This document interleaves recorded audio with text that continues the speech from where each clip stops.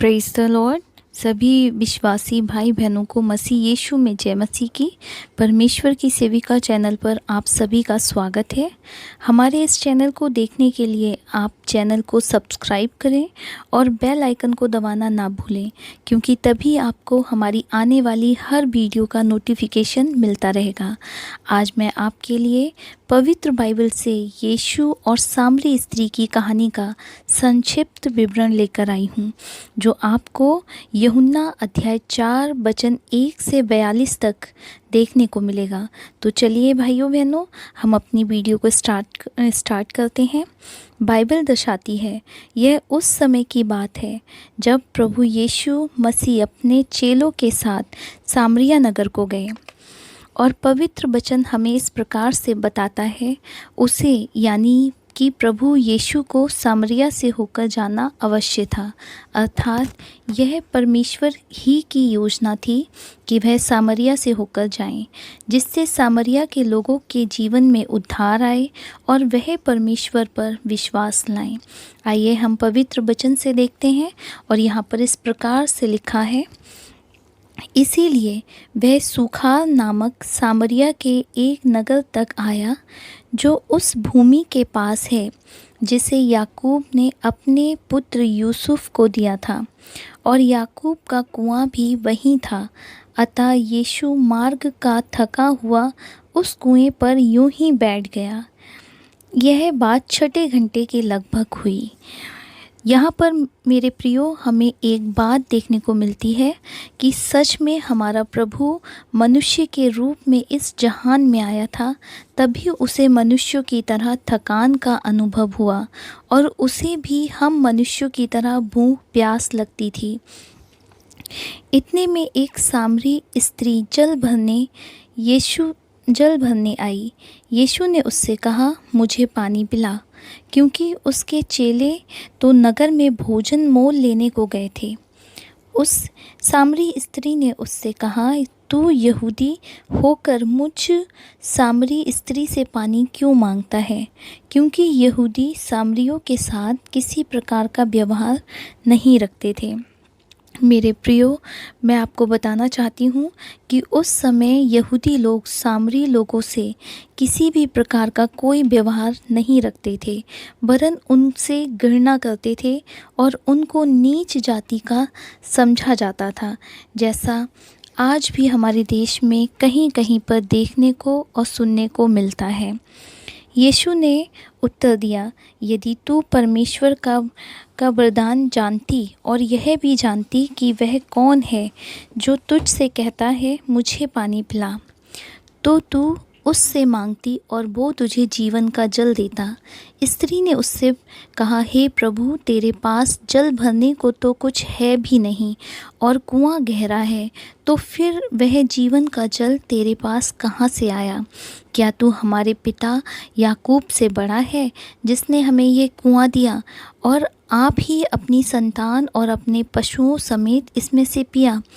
यीशु ने उसको उत्तर दिया, जो कोई ये जल पिएगा वह फिर प्यासा होगा, परंतु जो कोई उस जल में से पिएगा जो मैं उसे दूंगा, वो फिर अनंत काल तक प्यासा ना होगा, वरन जो जल मैं उसे दूंगा वह उसमें एक सोता बन जाएगा जो अनंत जीवन के लिए उमड़ता रहेगा।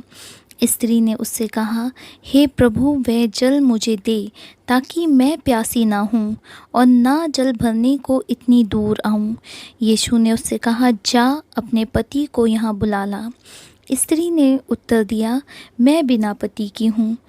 यीशु ने उससे कहा, तू ठीक कहती है, मैं बिना पति की हूँ, क्योंकि तू 5 पति कर चुकी है, और जिसके पास तू अब है वो भी तेरा पति नहीं। यह तूने सच ही कहा है। स्त्री ने उससे कहा, हे प्रभु, मुझे लगता है कि तू भविष्यवक्ता है। हमारे बाप दादों ने इसी पहाड़ पर आराधना की, और तुम कहते हो कि वह जगह जहाँ आराधना करनी चाहिए यरूशलेम में है। यीशु ने उससे कहा, हे नारी, मेरी बात का विश्वास कर कि वह समय आता है कि तुम ना तो इस पहाड़ पर पिता की आराधना करोगे, ना यरूशलेम में। तुम जिसे नहीं जानते उसकी आराधना करते हो, और हम जिसे जानते हैं उसकी आराधना करते हैं, क्योंकि उद्धार यहूदियों में से है। परंतु वह समय आता है, वरन अब भी है, जिसमें सच्चे भक्त पिता की आराधना आत्मा और सच्चाई से करेंगे, क्योंकि पिता अपने लिए ऐसे ही आराधकों को ढूंढता है। परमेश्वर आत्मा है, और अवश्य है कि उसकी आराधना करने वाले आत्मा और सच्चाई से आराधना करें। स्त्री ने उससे कहा, मैं जानती हूँ कि मसीह जो ख्रीस्त कहलाता है आने वाला है। जब वह आएगा तो हमें सब बातें बता देगा। यीशु ने उससे कहा, मैं जो तुझसे बोल रहा हूँ वही हूँ। इतने में उसके चेले आ गए और अचंभा करने लगे कि वह स्त्री से बातें कर रहा है। तो भी किसी ने ना पूछा, तू क्या चाहता है या किस लिए उससे बातें करता है। तब स्त्री अपना घड़ा छोड़कर नगर में चली गई और लोगों से कहने लगी, आओ एक मनुष्य को देखो जिसने सब कुछ जो मैंने किया मुझे बता दिया। कहीं यही तो मसीह नहीं है। अतः वे नगर से निकलकर उसके पास आने लगे। इस बीच उसके चेलों ने यीशु से विनती की कि हे रब्बी, कुछ खा ले। परंतु उसने उनसे कहा, मेरे पास खाने के लिए ऐसा भोजन है जिसे तुम नहीं जानते। तब चेलों ने आपस में कहा, क्या कोई उसके लिए कुछ खाने को लाया है? यीशु ने उनसे कहा, मेरा भोजन यह है कि अपने भेजने वाले की इच्छा के अनुसार चलूं और उसका काम पूरा करूं। क्या तुम नहीं कहते, कटनी होने में अब भी 4 महीने पड़े हैं? देखो, मैं तुमसे कहता हूँ, अपनी आंखें उठाकर खेतों पर दृष्टि डालो कि वे कटनी के लिए पक चुके हैं। काटने वाला मजदूरी पाता है और अनंत जीवन के लिए फल बटोरता है, ताकि बोने वाला और काटने वाला दोनों मिलकर आनंद करें। क्योंकि यहाँ पर यह कहावत ठीक बैठती है, बोने वाला है और काटने वाला और। मैंने तुम्हें वह खेत काटने के लिए भेजा जिसमें तुमने परिश्रम नहीं किया। दूसरों ने परिश्रम किया और तुम उनके परिश्रम का फल में भागी हुए। उस नगर के बहुत से सामरियों ने उस स्त्री के कहने से यीशु पर विश्वास किया, क्योंकि उसने ये गवाही दी थी, उसने सब कुछ जो मैंने किया है मुझे बता दिया। इसीलिए जब ये सामरी उसके पास आए तो उससे विनती करने लगे कि हमारे यहाँ रहे। अतः वह वहाँ 2 दिन तक रहा।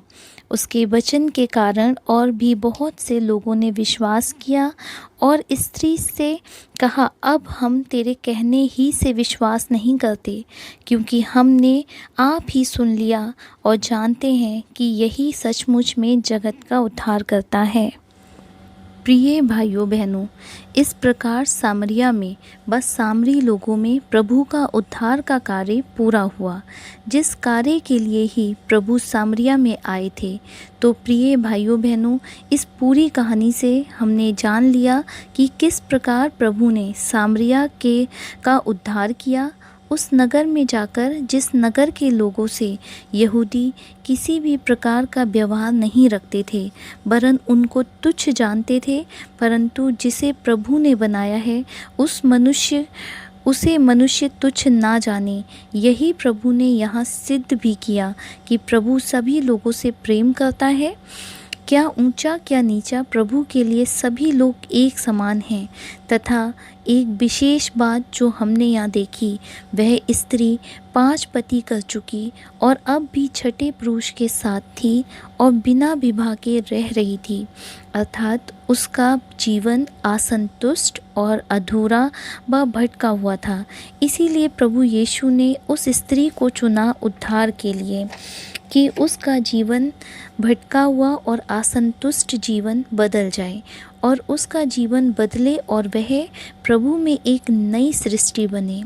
उसी प्रकार से प्रिय भाइयों बहनों, हमें भी अपने जीवन को प्रभु में समर्पित करना चाहिए, ताकि हम भी प्रभु यीशु में एक नया और बहता हुआ जल का सोता बन जाएं। मैं आशा करती हूँ प्रभु यीशु और सामरी स्त्री की इस कहानी से हम सभी आशीषित हुए। प्रभु आप सभी को बहुतायत से बरकत दे। धन्यवाद।